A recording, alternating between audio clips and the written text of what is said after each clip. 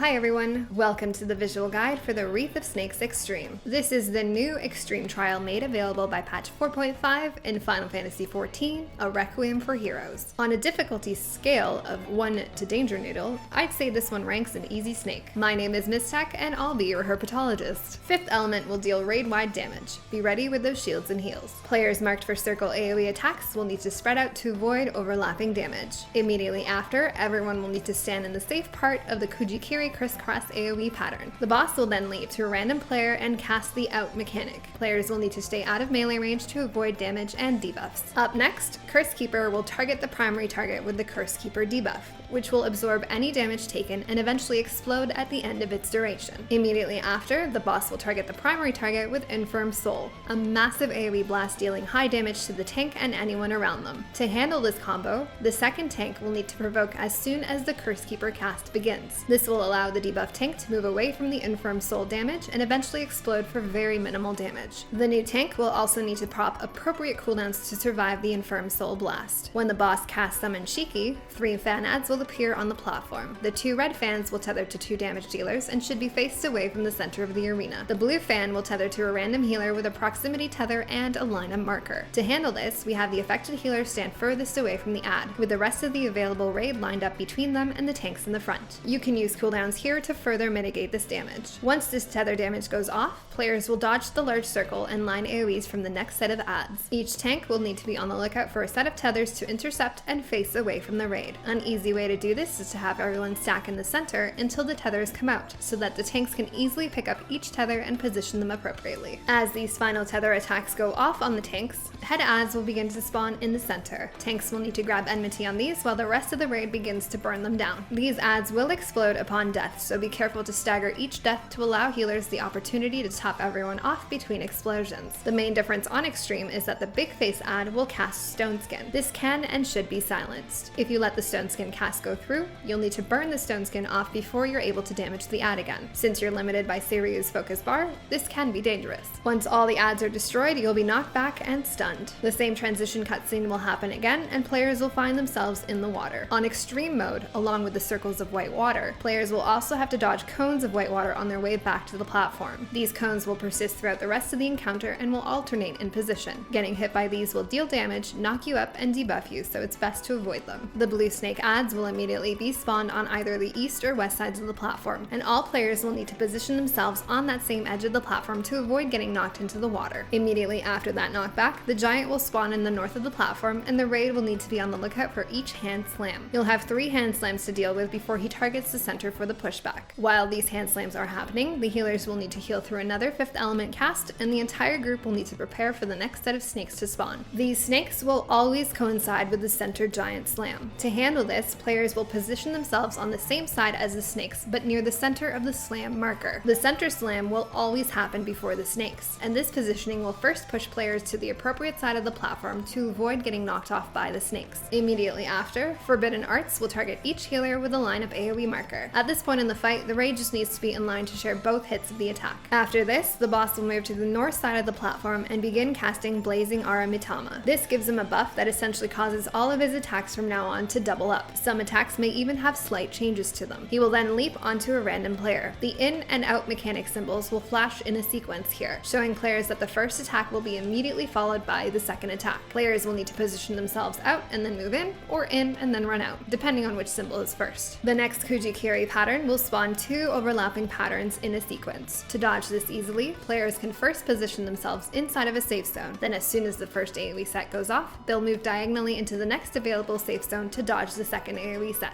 This is immediately followed by another in or out double attack. Look carefully at the order of the symbols and then move appropriately. Another 5th element cast to heal through, and then the boss will cast Serpent Ascending. This causes AoE circles to spawn under players that must be avoided. 4 players will be targeted for AoE circles, and 4 dark circles will spawn at each intercardinal point. If someone is not standing in a circle, it will explode, deal high damage, and debuff all players with damage down debuffs. To handle all of this, we pair up a damage dealer with each tank and healer, and then assign each each pair a specific circle to stand in. The AoE circle markers will place vulnerability debuffs on their targeted players, rendering them unable to stand inside of a dark circle. As such, it is the responsibility of the player of each pair unaffected by the circle AoE to stand in the assigned dark circle. Immediately after, Forbidden Arts will target each healer. This time, however, this attack places an additional magic vulnerability up debuff on any player's hit, meaning the raid can no longer just stack together. Since we know Forbidden Arts will target each healer in sequence, we also divide the group into two groups. Then we have one healer group stack in front of the boss while the other healer's group stacks behind the boss. This allows the appropriate separation of the two attacks necessary to avoid death. There will be another fifth element cast to heal through before a double dose of Curse Keeper. The tank swap and mechanics here are identical to the first phase. Only tanks will need to prepare for 2 Curse Keeper casts in a row. Don't forget your cooldowns. More AoE blasts, and then the boss will summon 2 big adds. They'll jump near the east and west sections of the platform and cast their large AoE circles. At the same time, the boss will cast the 2 in and out mechanics in a random order. Players will need to appropriately dodge the in and out mechanics while also dodging the large circles from each add. Immediately after, each tank will need to be ready to grab the add tethers and point them away from the raid group. Next, the 3 fan adds will spawn, and this is handled in the same manner as the first phase. The 2 tethered DPS players will need to make sure they turn their fans away from the center of the platform, where the rest of the raid will line up to share the damage of the healer line tether. As soon as the tether damage goes out, players will drop AoE circles underneath them that must be dodged, and 4 players will need to avoid overlapping others with their AoE circles. The giant will spawn in the north during this time, while the raid dodges 2 crisscross patterns. You'll need to immediately be ready to dodge the first slam attack after dodging the crisscross pattern. There are still 3 slams in a row before the center slam. Healers will also need to watch health bars through the AoE blasts. Finally, another set of snakes will spawn, and players will position themselves on the side close to the center slam marker to avoid getting knocked off the platform. As you can see, these final phase mechanics are just repeating now, and will continue to do so until the boss is down. It can be really easy to forget to pay attention to the massive dude on the north side of the platform, so be sure not to get hit while you dodge all of the other mechanics. If you have any questions or comments, please let me know. As always, thanks for watching. Till next time.